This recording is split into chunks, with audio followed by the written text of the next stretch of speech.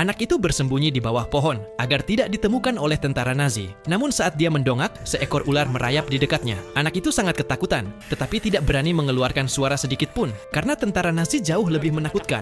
Untungnya setelah selesai makan, mereka memadamkan api unggun dan pergi. Anak itu keluar dari persembunyiannya dan mengambil kaleng-kaleng yang ditinggalkan tentara Nazi. Namun sesampainya di rumah, dia mendapati rumahnya telah dibakar habis oleh tentara Nazi. Anak itu pun terpaksa melarikan diri ke dalam hutan. Anak itu bertahan hidup di dalam hutan selama 3 hari. Saat lapar, dia memakan rumput, dan saat haus, dia meminum air hujan. Tubuhnya sudah tidak sanggup lagi bertahan, namun saat terbangun, dia sudah dikelilingi oleh tentara. Anak itu sangat takut, tetapi seorang tentara menggenggam tangannya dan memberinya makanan. Saat itulah anak itu menyadari bahwa mereka adalah tentara Soviet. Anak itu ingin bergabung dengan mereka untuk membalaskan dendam keluarganya. Jadi, para tentara menyiapkan seragam untuknya. Setiap prajurit menyalakan korek api untuk melihat seberapa cepat anak itu bisa memakai seragam. Ketika seluruh kotak korek api habis terbakar, anak itu resmi menjadi seorang prajurit cilik. Anak itu mulai ikut berlarian berkeliling area camp tersebut. Tiba-tiba, pesawat pengebom datang dan para tentara dengan cepat melindunginya. Setelah pengeboman itu, ada banyak prajurit yang terluka. Di saat itu, anak tersebut menyadari betapa mengerikannya perang tersebut.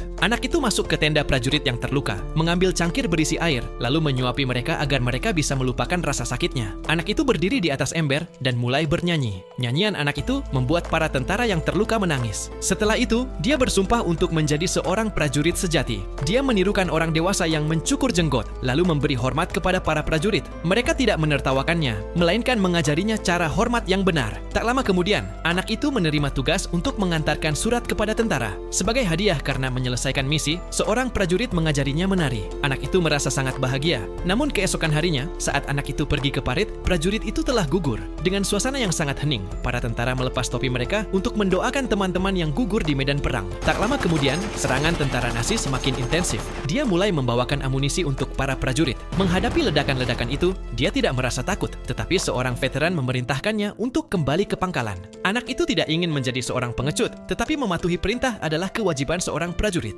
Anak itu memberi hormat kepada veteran tersebut. Setibanya di pangkalan, dia mengetahui bahwa jalur komunikasi telah terputus. Jadi dia pun mengambil misi baru. Anak itu kembali ke medan perang, merangkak keluar dari parit, dan segera menemukan kabel telepon yang putus, lalu menyambungkannya kembali. Komunikasi di medan perang akhirnya telah pulih. Anak itu membantu semua orang memenangkan pertempuran. Setelah kembali ke pangkalan, sang jenderal menganugerahinya medali kehormatan sebagai penghargaan atas jasanya. Anak itu adalah prajurit termuda di Perang Dunia II. Namun anak itu berharap tidak akan ada lagi peperangan. Menurutmu, apakah harapan anak itu bisa terwujud?